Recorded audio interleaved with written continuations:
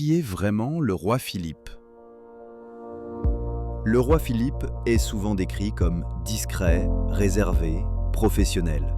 Mais au-delà de l'image publique, qui est-il? Il a été formé dès l'enfance à incarner la Belgique, mais sans jamais devoir se présenter devant les électeurs. Il n'a pas de programme, pas de compte à rendre, pas de mandat à renouveler. C'est précisément cela le problème.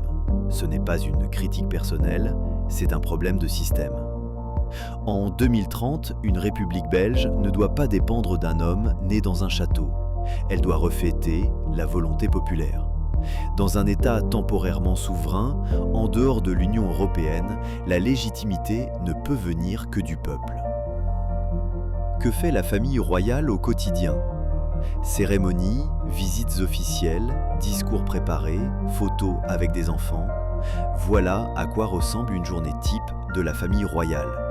Mais derrière cette image se cache une réalité, celle d'un train de vie privilégié, organisé, protégé. Pendant ce temps, les citoyens doivent justifier chaque euro qu'ils reçoivent. Pourquoi maintenir un tel système? La République n'a pas besoin de représentation héréditaire. Elle doit incarner l'intérêt général, pas la mise en scène d'un héritage. Une Belgique républicaine en 2035 devra couper avec ses routines monarchiques, surtout dans un contexte de reconstruction nationale et de recentrage hors de Bruxelles et des normes européennes. Le roi est-il au-dessus des lois?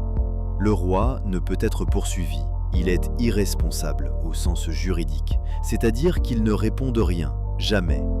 C'est le gouvernement qui endosse tout. Cette irresponsabilité est un vestige de l'Ancien Régime. En République, personne n'est au-dessus de la loi.